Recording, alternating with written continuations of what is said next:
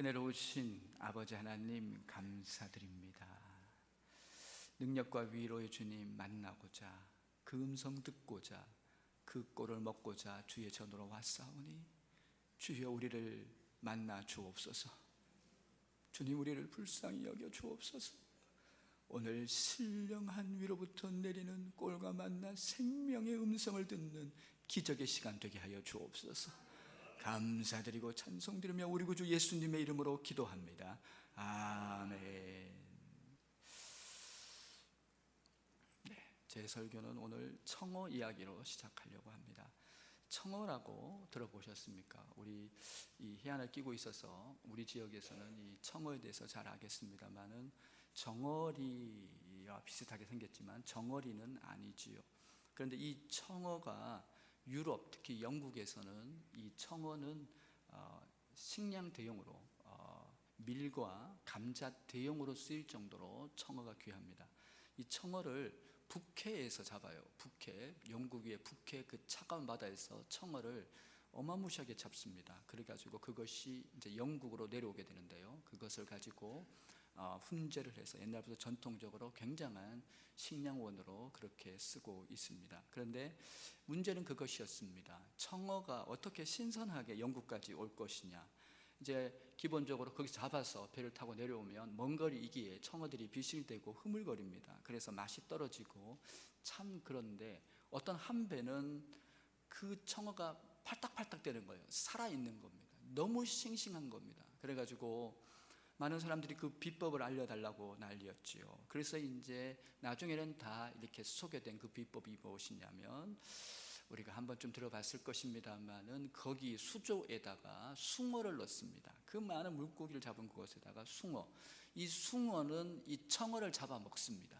그런데 여러분, 그렇게 얘기할 수 있죠. 목사님, 그러면은 그 청어가 그 숭어가 다 잡아 먹어버리면 어떡합니까? 도착해서 뼈만 있으면 어떡합니까? 이제 그렇게 될 터인데 그게 아니고요. 그 숭어가 먹는 것은 몇 마리밖에 안 된다고 합니다. 그런데 문제는 나머지 것들이에요.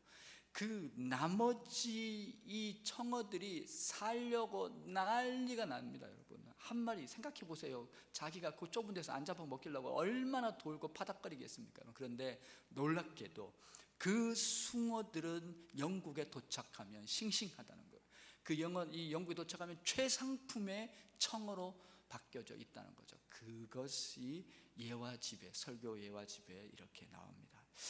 여러분에게 이 예화를 말씀드리면서 그 예화 밑에는 한 줄로 그 예화에 대해서 요약을 합니다. 그렇게 설명합니다. 고난이 유익입니다 라고 그렇게 그 예화는 그것에 대해서 말하고 있습니다. 우리 이 신앙생활을 하면서 우리가 믿음의 길을 가고 이렇게 매일매일 걸어가게 될 때 우리 하나님이 주시는 것은 다 좋은 것이에요. 우리 하나님이 우리에게 허락하신 것은 때로도 이 고난도 시련이라고 우리를 부릅니다. 한번 따라서 하겠습니다. 시련. 그러니까 하나님이 주시는 것은 그 고난마저 내게 유익이다라고 그렇게 말하는 거죠. 우리를 멸망시키려고, 우리를 잡아뜨리려고, 우리를 끝내려고 하는 것이 아니라 우리는 그 고난의 용광로 속에서 정금같이 하나님의 놀라운 사람으로, 은혜의 사람으로, 믿음의 사람으로 새롭게 되는 것이죠. 중요한 것은 하나님은 우리에게 놀라운 은혜를 폭포수처럼 쏟아부어 주시지만, 어마무시한 양이 폭포수처럼 쏟아지지만 내 그릇이 작아요. 종제비 같은 거 하나 들고 이렇게 서 있으면 그걸 받는 게 그만큼밖에 못 받지요. 내 믿음의 그릇을 팽창시키기 위해서, 믿음의 그릇을 크게 하시기 위해서 우리 주님이 택하신 방법은 바로 이 고난이라는 것인데요. 성경에 사도 바울이 등장합니다. 이 사도 바울은 우리가 알다시피 신약에서 사도 바울만큼 하나님의 합격점을 받은 사람이 있을까요? 그는 정말로 너무 놀라운 하나님의 일들을 했습니다. 가는 곳마다 부흥의 역사가 일어나고, 가는 마다 무심령들이 돌아왔고, 너무나 큰 치료와 은혜의 역사가 이 사도 바울이 가는 곳에 넘쳐나지 않았습니까? 그것이 바로 이 사도 바울의 이 삶이고 이 생애인데요. 그런데 그 사도 바울, 그렇게 놀라운 일을 행했던 이 사도 바울에게 여러분 고난이 있었습니다. 그 고난이 무엇인고 하니 바로 육체의 가시였다는 것이죠. 육체의 가시가 그에게 있었습니다. 그래서 이 육체의 가시에 대해서 이제 학자들, 주경학자들은 여러 가지로 그 육체의 가시가 무엇인지를 이제 여러 가지 토대를 통해서 그들이 소개를 합니다만은 대표적인 게 간질로 소개되는 경우도 있습니다. 그것이 그러니까 한번 발작을 일으키면 넘어지고 난리가 나는 간질. 그리고 또 하나는 무엇이냐면 안질로 얘기합니다. 다시 말하면 눈에 안질이 있어요. 성경에 그의 이제 서신을 보면 이제 눈이 나빴다 이제 이런 것을 통해서 이제 안질을 얘기하고 하여튼 여러 가지로 얘기를 다 합니다만은 이제 그것이 어쨌거나 사도 바울은 그것이 한번 육체의 가시가 이제 시작되면 너무 고통스러웠다는 것이에요. 그래서 사도 바울은 당연히 믿음과 은혜의 사람 사도 바울은 하나님께 나아갑니다. 기도하고 가는 거예요. 기도하지요. 그러면서 성경은 얘기합니다. 그가 3번 기도했다. 이 기도 3번 기도에 대해서 주경학자들 중에는 뭐 이게 성령 안에서 뭐 작정 기도니 많은 기도로 얘기합니다만은 어찌 됐든지 3차례에 걸쳐서 하나님 앞에 간절히 주님 이 가시를 빼주세요. 주님 이 가시를 가져가 주세요. 주님 이 가시가 너무 아파요. 힘들어요. 빼주세요. 그렇게 얘기를 했어요. 그랬더니 우리 하나님께서 하시는 말씀이 그네가 내게 족하다. 그네가 족하다.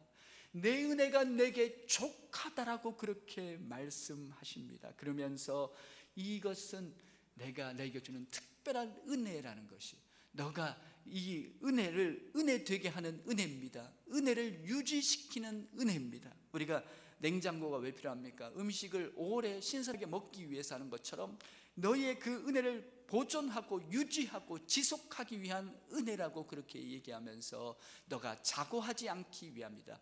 교만하지 않기 위해서 내가 이것을 너에게 특별한 은혜로 주었다라고 그렇게 우리 사도 바울에게 하나님께서 말씀하십니다. 그러고 나서 사도 바울은 그러면서 그의 일생 동안 이 모든 것이 하나님이 하셨습니다.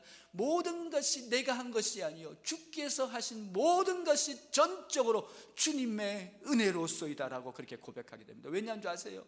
그가요 어떤 한 곳에 가서 큰 은혜의 역사가 일어납니다. 뭐 에베소라는 이런 곳에서 놀라운 부흥의 역사가 일어나면은 사도 바울도 사람이에요. 사도 바울도 사람이에요. 그도 사람이다 보니까 순간 돌변할 수 있어. 나 요거 내가 했네. 딱 그냥 그 마음이 들어오는 거예요. 요거 내가 했네. 내가 했지. 내가 이런 마음이 들어오는 순간, 교만이 들어오는 순간 그는요 영적 변질과 영적 타락과 영적 오염이 이루어지거든요. 그 순간에 우리가 한 것이 어디 있습니까? 우리 생애 전체 모든 것이 여러분 주님께서 하신 전적인 주님의 은혜인 줄 믿습니다. 사도 바울이 그 한순간 돌변할 수 있는데 그때 그렇게 생기더라도 그 안에서 발작이 나는 거예요. 막 육체의 가시가 끌어오르는 거예요. 그러면요 그 고통 때문에 그 하면서 고통 속에서 주님께 나아가게 될 때 그는 깨닫게 되는 거죠. 나는 아무것도 아닌 존재구나. 나는 정말 아무것도 아닌 부족한, 나는 그 질병 속 아픔 속에서 나는 아무것도 아니구나 하면서 그는요 다시 그의 자리, 그렇게 목이 곧게 되고 그렇게 꼿꼿하게 설 수 있는 그 자리에서 여러분 내려와서 다시 신실한 믿음의 종의 길을 갈 수 있었다는 것입니다. 이것이 바로 바울이 바울되게 했던, 그러면서 우리 하나님은 이 바울에게 여러분 의사 누가를 붙여주시죠. 하나님의 방법은 오묘해요. 하나님의 방법은 너무 놀라워요. 그런 이 바울에게 이 누가를 붙여주어서 그를 케어하게 하면서 그가 사역을 힘있게 할 수 있도록 날마다 도우시는 하나님. 단지 사도 바울이 얼마나 좋았으면, 사도 바울이 얼마나 마음에 들었으면 사도 바울을 붙잡아 두고 싶고 확실하게 붙잡아 두려고 우리 주님이 택하신 방법은 육체의 가시였습니다. 그를 통해서 이 사도 바울은요 자고하지 않으면서 날마다 더 신실하게 주님 앞에 나가게 되는 거죠. 그래서 사도 바울에게 있어서 이 고난은 오히려 나에게 주신 주님의 더 큰 축복입니다라고 말할 수 있다는 것이지요. 여러분 어떻습니까? 우리 인생 가운데 우리는 많이 그렇게 기도 제목을 냅니다. 주님, 제가 순적 평탄, 여러분 정말로 안정, 이런 많은 무탈한 삶, 이런 것을 우리가 기도 제목으로 내요. 그것을 위해서 계속 간구합니다마는 여러분에게 확실히 말씀드릴 수 있는 것은 우리의 인생은, 여러분 이것이 된 인생은 없다는 것입니다. 누구나 다 고난이 있고, 누구나 다 아픔이 있고, 누구나 다 눈물이 있고. 여러분 어떤 분들은 제가 봐도 그렇게 생각이 들어요. 저분 얼굴이 번들이하고, 그리고 이렇게 얼굴을 이렇게 봤을 때, 그리고 내 영혼의 햇빛 같은 그런 기쁨과 은혜가 있으니까 저분은 고통이 없겠지, 저분은 어려움이 없겠지, 저분은 그런 뭐 상처 이런 게 없겠지. 천만의 말씀 만만의 말씀입니다. 여러분 그런 분들 만나서 조금만 신방 가서 얘기해 보세요. 그 고통이 나와요. 아픔이 있어요. 이 땅을 살면서 고통의 시간을 지나가지 않은 사람은 없습니다. 지금 이 중에도 고통의 시간을 지나는 분이 있을 겁니다. 너무 힘든 어둠과 절망과 상처와 아픔의 시간을 지나는 분이 있을 것입니다. 우리 인생은 누구나 그 길이의 차이지, 누구나 그곳을 지나갈 수밖에 없습니다. 그것이 우리 인생입니다. 그렇지만 우리 믿음의 사람은 그 인생 중에 우리를 붙드시는 분이 계십니다. 그 인생 중에 내 연약한 손을 붙잡는 분이 계십니다. 그 인생 중에 날마다 나를 인도해 가시는 선한 한 분이 계십니다. 그분이 바로 우리 하나님이신 줄 믿습니다.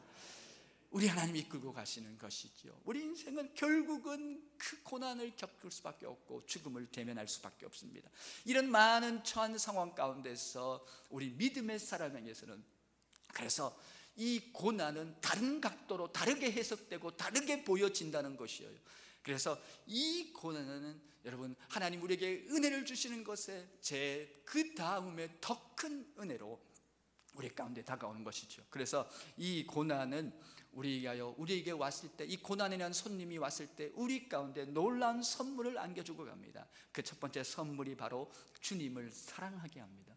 주님을 향한 사랑이 더 깊어지게 합니다.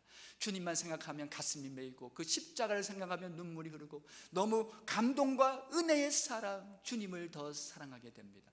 욥기에서 그렇게 뭐라고 얘기합니까? 욥이 축복으로, 갑절의 축복으로 나갔던 그 절정적인 전환이 무엇입니까? 그렇게 얘기합니다. 내가 전에는 귀로만 들었사오나 이제는 주님을 눈으로 배움나이다. 여러분 그러면서 그가 주님의 풍성한 은혜로 주님을 더 사랑하게 되는 것이죠.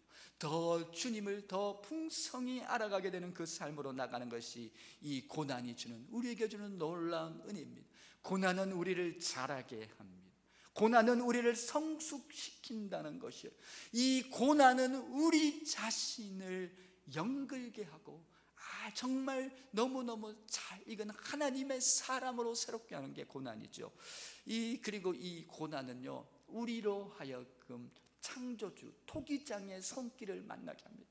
내가 아무리 내 죄성을 내가 근본적으로 다른 사람과 없는 내 안에 죄가 있는 이 죄도 고난의 용광로 속에서 태워지고 소멸되는 것이죠.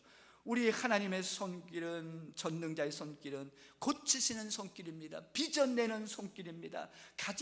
죄성의 가지를 쳐서 우리로 하여금 백향목처럼 충만히 뻗어나가게 하시는 은혜의 손길을 가지시는 그 주님은 이 고난이라는 것을 통해서, 우리 믿음의 사람에게 시련을 통해서 우리로 하여금 정금같이 나오게 하는 은혜의 사람으로 새롭게 하시는 것이죠.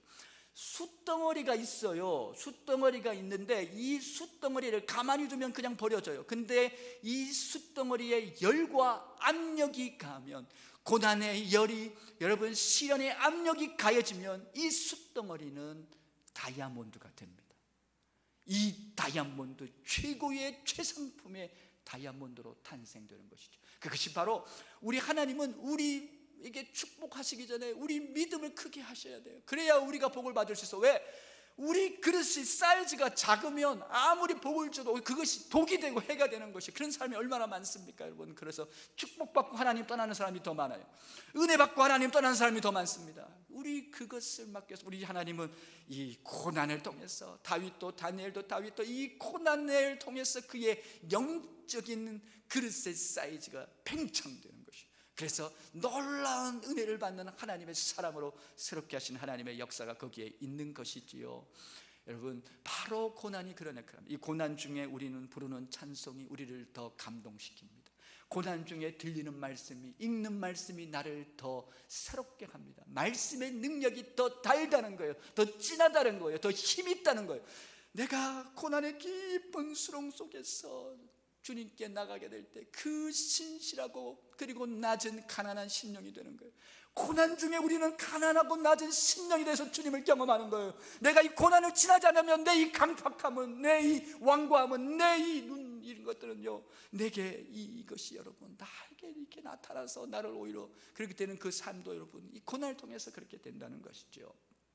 여러분 어떻습니까? 여러분 정말로 우리는 이 고난, 그리고 무엇보다도 이 고난의 시간에 가장 중요한 특급 은혜는 무엇입니까? 최고의 은혜는 무엇입니까? 다시 강조하지만 믿음이 자랍니다. 믿음이 커지는 거예요.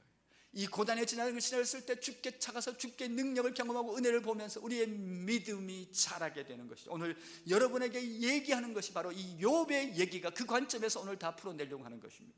우리 이 모든 순간에 이 믿음의 놀라운 상승작용이 일어난다는 것입니다. 내 삶에서 이 믿음이 능력을 발휘하는 것이에요. 아무리 고난과 어려움이 많아도 내게 믿음이 있으면 이 믿음은 믿음의 크기만큼 똑같이 어려움을 아무리 그 힘 겪어도 믿음이 큰 사람은 아무것도 아니에요. 내가 믿음이 없기 때문에 고난이 되는 것이지요. 내가 알기에는, 오늘 이런 제목을 함께 나누고 있는 중입니다. 내가 알기, 여기서 안다는 말은 히브리 말로 야다라는 말이 됩니다. 이 안다는 이 말은 무슨 의미를 갖고 있냐면, 여러분 내가 얄팍하게 그냥 아주 상식 차원에서의 그런 알미 아니라 이 알은 전인격적인 알미입니다. 내가 경험한 것이요, 체험한 것이요, 체득한 것이요, 내가 만난 것이요. 그러니까 그 알면 내 삶 전체를 통해서 고백되어지는 신앙의 간증이요, 나의 고백이요, 나의 모든 시인이 되어지는 것이죠. 오늘 그 사도 바울의 내가 알기에는 하면서 첫 번째는 구속주가 살아 계시는 것을 지금 안다라고 얘기합니다. 그리고 그 구속자가 땅 위에 서실 것이다.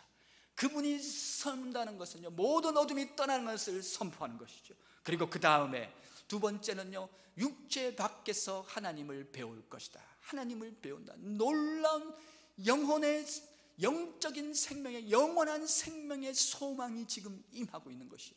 이것이 바로 예수 믿는 자들이 누리는 놀라운 위로부터 주어지는 그 고난의 때 부어지는 하나님의 영광의 은혜라는 것이죠. 이것이 내가 의식하지 않는 성령의 기름 부으심으로 내게 충만히 임하는 것이 바로 이 놀라운 일들이 오늘 말씀에 일어나겠는데, 첫 번째로 구속자가 살아계시는 것을 안다라고 지금 그렇게 얘기하고 있습니다. 다시 말하면 구속자가 살아계시는 것이다. 그리고 그 구속자가 땅 위에 서실 것을 지금 얘기하고 있습니다. 여기 구속자라는 말, 오늘 본문에는 대속자로 나옵니다만은 전에 개역 한글은 뭐라고 얘기했냐면 이 대속자를 구속자라고 불렀습니다. 이것은 고멜이라든지 여러 가지 고엘이라든지 이런 여러 가지 제도가 있습니다. 그것의 특징이 뭐냐면 구약에 어떤 어려움이 처했을 때 그 사람에게 대신 변상함을 통해서 그 죄를 사하는 것이죠. 이것의 원리가 바로 예수 그리스도에게 귀결됩니다. 주님은 우리를 위해서 십자가에서 우리의 모든 죄값을 치러주심으로, 그가 피와 물을 다 쏟아내시고 십자가에서 달리심으로 말미암아 우리를 죄와 사방과 어둠과 저주에서 살려주신 줄 믿습니다. 그 구속자이신 것이죠. 그 구속자가 살아계시다. 이 고난 중에 성령의 임재 속에서 욥이 경험하는 건 살아계신 하나님입니다. 놀라우신, 내가 지금 겪고 있는 이 고난 중에 살아계신 하나님을 겪고 있는 것이지요. 오늘 욥의 이 얘기가 처음에 어떻게 시작하냐면, 욥기는 그렇게 시작합니다. 욥은 순전하고 의롭다, 여호와를 경외하고 악에서 떠났던 동방의 의인이라고 그렇게 말씀하고 있습니다. 동방의 의인이라고 그렇게 얘기하고 있는 것이에요. 이것이 무슨 말이냐면, 그가 하나님 앞에서 날마다 의롭고 새롭게 그렇게 순전한 믿음으로 갔던 그 삶. 그러니까 우리 하나님이 이 욥에게 은혜를 주지 않을 수가 없습니다. 그래서 욥의 생애는 은혜가 그의 생애 가운데 쏟아지게 됩니다. 그 당시에 양이 7,000마리였고요, 낙타가 3,000마리, 그리고 소가 500결이, 결이는 2마리를 한 단위로 보는 게 결이거든요. 그러니까 소가 1000마리죠. 또 암나귀가 500마리. 그러니까 우리 옛날에 집에 소 한 마리만 있어도 부자 소리 들었거든요. 그런데 그 소가 그렇게 많았으니까, 그래서 성경에서는 이 욥을 인하여서 동방의 부자였다라고 그렇게 얘기합니다. 이 욥은 그곳에서 그런 하나님을 신실하게 쫓을 때 너무 큰 은혜를 받고 놀라운 은혜를 받게 됩니다. 그리고 그렇게 그 은혜를 받는데요, 욥이 얼마나 의로웠냐면, 욥이 얼마나 의로운 생애를 살았냐면, 그 성경 그렇게 얘기합니다. 이렇게 아이들을 위해서 생일 잔치를 하고 그렇게 했을 때, 생일 잔치가 끝나고 나면 욥은요, 혹시 우리 아이들이 방탕한 생각을 했을까봐, 생각으로도 하나님의 마음을 아프게 하고 하나님의 뜻을 그르쳤을까봐 여러분 속죄제를 드리게 되는 욥의 모습이 있습니다. 대단한 것이지요. 여러분의 집에 손주들이 학교 갔다 오고, 여러분의 자녀들이 학교 갔다 오고 어디 갔다 왔을 때 손을 붙잡고, 오늘 혹시 친구랑 싸웠니? 친구 마음을 아프게 했니? 거짓말을 했니? 하면서 그 친구들에게 그런 말을 하면서, 그 자녀들에게 그런 말을 하면서 여러분 회개 기도를 할 수 있습니까? 그건 진짜로 놀라운 신앙인 것이에요. 너무나 훌륭한 하나님께 연락된 신앙이 아니겠습니까? 그런데 욥이 그러한 생애를 살았습니다. 그랬더니 우리 하나님께서 이 욥을 자랑합니다. 자부심을 가지십니다. 욥을 보라고, 욥에 대해서 너무 감격하시고 기뻐하시면서 욥을 모든 곳에서 자랑하시고 드러내시는 욥입니다. 그랬더니 원수가 찾아오죠. 원수가 와서 마귀가 하는 말이 뭐라고 얘기하냐면, 하나님, 그 욥에게서 욥이 까닭 없이 그렇게 하겠습니까? 이 욥기는요, 우리에게 의인의 고난에 대해서 말하고 있습니다. 여러분, 우리 의인은 하나님이 축복하시고 인도하시고 은혜를 부으시고 능력을 주시고 아멘 할 때까지 여러분 그렇게 우리에게 하시겠지만, 이것보다 더 큰 은혜는 무엇이냐면, 우리를 통해서, 고난이라는 것을 통해서 우리를 완전하게 하나님의 충만한 은혜의 사람으로 빚어가시는, 욥은 의인입니다. 동방의 의인입니다. 그렇지만 그에게도 고난이 왔다는 것은 죄 때문이 아니라 이 욥을 사랑하셔서 욥을 충만한 은혜 속에서 더 큰 능력과 영광 중에 세워 가시려고 그에게 임하신 놀라운 축복의 시작이 바로 이 고난이라는 것입니다. 이것이 욥께서 말하고 있는 것입니다. 그래서 우리가 일반적인 논리로 접근하는 것이 아니라, 이것은 욥을 더 믿음의 사이즈를 크게 해서 충만한 은혜를 주시고자 하는 것이죠. 마귀가 와서 얘기하는 게 뭐냐면, 까닭 없이 그렇게 하겠습니까? 하나님, 이유가 있는 거예요. 이렇게 축복을 많이 주면 누구나 다 하나님 따라가요. 누구나 하나님 다 믿고 다 해요. 한번 축복 줘보세요. 그렇게 높은 곳에 한번 세워보세요. 한번 다 그렇게 해보세요. 그렇게 다 따라가요. 그렇게 얘기를 하게 됩니다. 이제 그렇게 얘기하게 될 때 하나님은 확신하셔요. 하나님은 확신하십니다. 그래, 한번 해봐. 욥은 안 떠나. 욥은 날 안 버려. 욥은 나를 끝까지 따라와. 여기에 하나님의 확신이 있습니다. 얼마나 하나님이 자신 있는지 몰라. 네가 마음대로 해. 생명만은 취하지 말고 네 마음대로 해. 한번 해봐. 욥은 날 안 떠나. 확신하십니다. 근데 그리고 나서 여러분, 욥에게 시련이 찾아와요. 견딜 수 없는 시련이 찾아와요. 욥은요, 그의 생애 가운데 어느 날 갑자기 불이 내려오고, 어느 날 갑자기 도둑자가 와서 그 모든 걸 다 하루아침에 가져가 버려요. 그리고 어느 날은요, 태풍이 불어가지고 집이 무너져서 자녀들 다 가져가 버려요.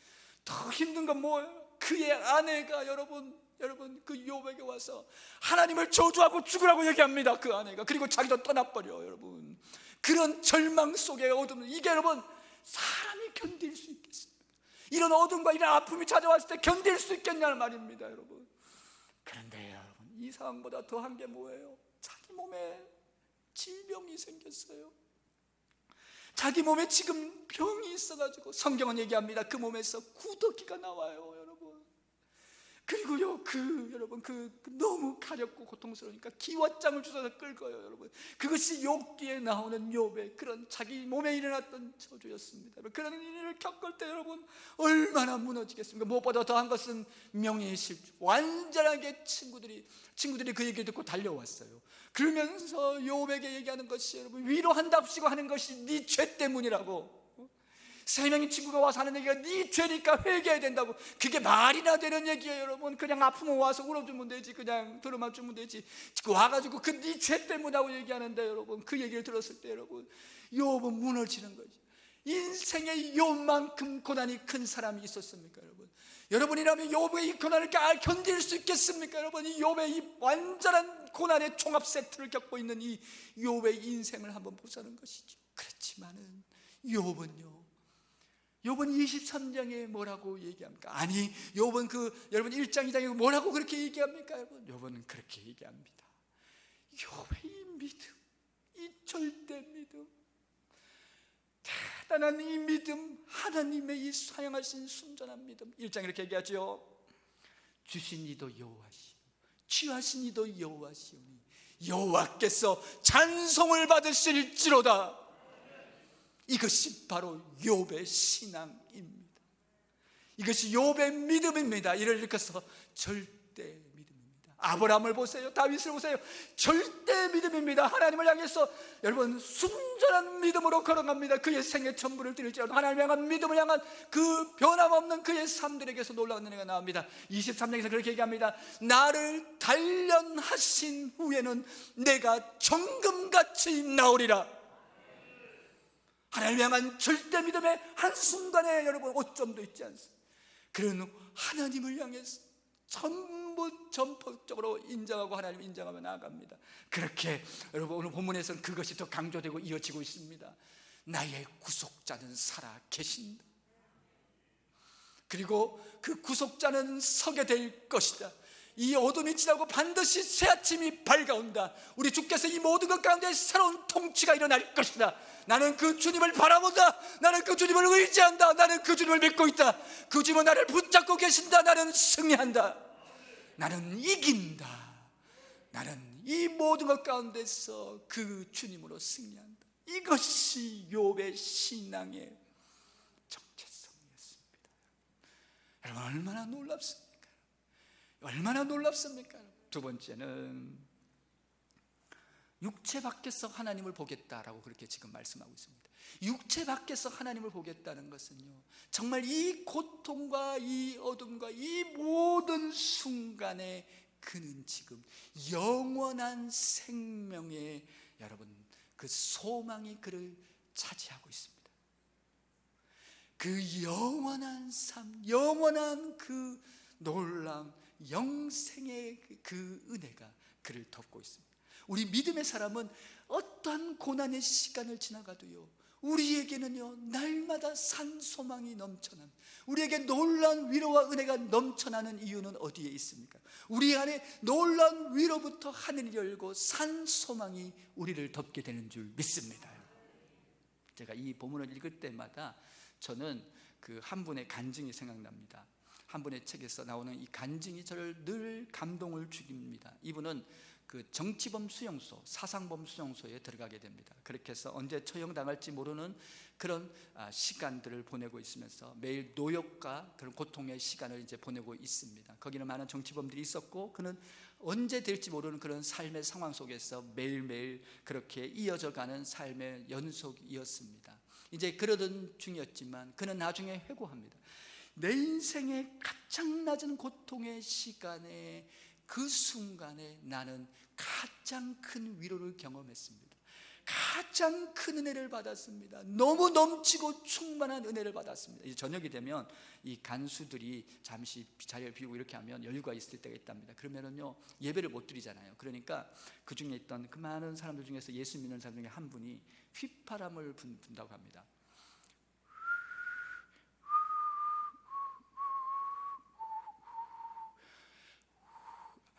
연습 많이 했는데 내 주를 가까이 하게 함은 십자가 짐 같은 곳에 막 이렇게 자, 이게 휘바람이 한 명이 부르면요 이게 파도처럼 그곳에 번진대. 그 모두 다 크게는 못 불러요. 약하게 전부 휘바람을 부르는데 그는 그렇게 얘기합니다. 내 인생의 최고의 예배였습니다. 내 인생에 누구와도 바꿀 수 없는 가장 놀랍고 위대한 예배가 그곳에서 이루어졌습니다. 저는 그곳에서 하나님을 만났습니다. 그리고 그곳에서 하늘문이 열리고 주께서 내게 오시는 것을 경험했습니다. 그러면서 그는 영원하신 천국, 그곳이 너무 신기한 게 언제 처형당할지 모르는 그 상황인데요, 그 안에서요 천국의 소망과 위로가 너무 넘치더랍니다. 그래서 그는 내 생의 그 순간이 오히려 가장 평강했습니다. 내 인생의 그 어떤 순간 봐도 그 순간이 가장 평안했습니다라고 그렇게 고백하는 간증을 듣고 제가 얼마나 많은 감동을 받은지 모릅니다. 여러분, 무디 목사님은, 하나님이 쓰신 하나님의 종 무디 목사님은 마지막 임종의 순간에 그는요 숨이 넘어가기 직전에 자기를 이렇게 앉으라고 얘기합니다. 침대에 누워있다가 이렇게 앉은 다음에 그는요 선포하고 하늘 향해서 외칩니다. 지금 하늘문이 열리고 있습니다. 내일 세상 사람들은 저가 무덤에 갔다고 하겠지만 여러분 그걸 믿지 마세요. 저는 이제 주님 품에 안길 것입니다.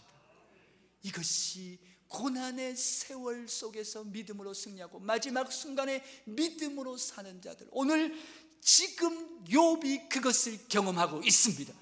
욥은 충만한 성령의 임재 안에서 그는 지금 보고 있는 것입니다. 내가 육체 밖에서 주님을 뵐 것입니다. 내가 육체 밖에서 주님을 만나게 될 것입니다. 나를 외면치 않을 것입니다. 다시 말하면 주님은 나를 반갑게 맞이해 주실 것입니다. 결론을 내리겠습니다. 이제 설교를 마무리합니다. 우리는 믿음의 사람은 모든 것에 대해서 새로운 관점을 가집니다. 죽음도 새로운 관점을 가집니다. 불행도 고난도 아픔도 새로운 관점으로 바라보는 것이 믿음의 사람들입니다.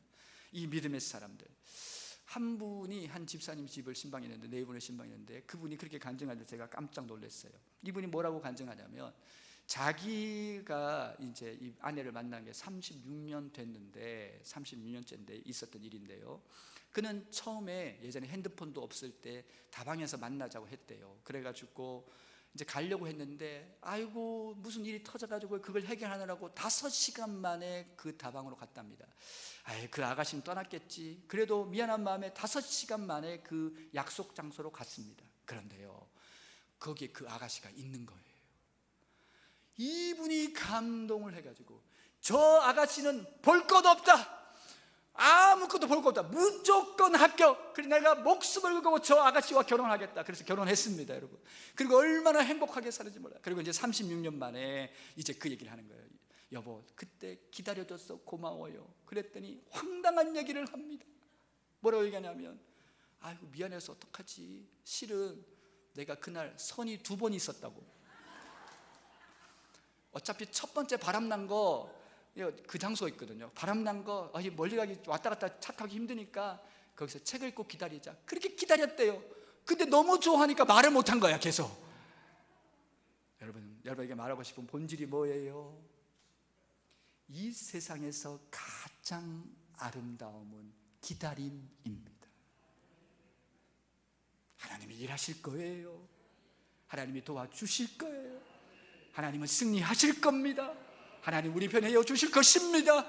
여러분에게 이 절대 믿음, 이 절대 소망으로 여러분의 모든 삶의 경주를 예수의 이름으로 넉넉히 이기를 축복드립니다. 아멘. 우리 시간에 함께 결단의 찬송 함께 하시겠습니다. 우리 하나님의 은혜로 310장, 찬송가 310장을 같이 찬송 1절하고 후렴만 2번 부르시고 우리 결단의 기도 함께 하시도록 하겠습니다. 주께 찬송 부르며 나갑니다. 조금 빨리 부르겠습니다. 하나님의 은혜로, 하나님의 은혜로 있을 데 없는 자 왜 구속하여 주는지 난 알 수 없 내가 믿고 또 의지함은 내 모든 형편 아시는 주님 늘 보호해 주실 것을 나는 확실히 내가 믿고 또 의지함을 내 모든 형편 아시는 주님 늘 보호해 주실 것을 나는 확실히 아멘.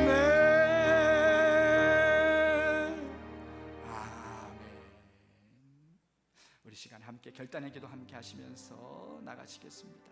결단의 기도 함께 하시면서 나가실 때 특별히 우리 강대상 전면 강대상을 한 분이 한 가정에서 헌물해 주셨습니다. 감사드리고 이 가정을 위해서도 계속 기도해 주시면 감사하겠습니다. 우리 시간 함께 기도하실 때 주님 그렇습니다. 주님을 향한 변함없는 주의 향한 이 마음으로 순전한 믿음으로 내 삶을 향한 주님의 신뢰와 확신 속에서 주님 날마다 이기고 승리하며 나가겠습니다. 주여 외치는 기도합니다.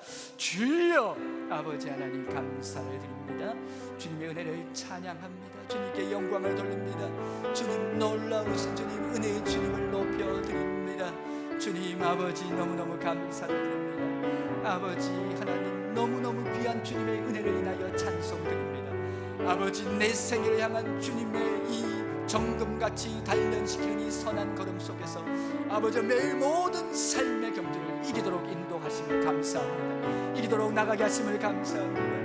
내 모든 어떤 순간에도 승리케 하리라 도와주시리라 나를 복되게 하시리라 나를 완전히 자유케 하고 완전히 이기게 하시리라 그 은혜 속에서 넉넉히기는 우리의 순전하고 놀라운 믿음의 걸음 되게 하여 주시옵소서. 변함없이 주님을 사랑하며 의지하며 신뢰하며 믿음으로 승리하는 우리의 삶의 모든 걸음이 되게 하여 주옵소서. 주님을 향한 온전한 감사와 감사의 그 아름다운 헌신이 있도록 인도하여 주시옵소서.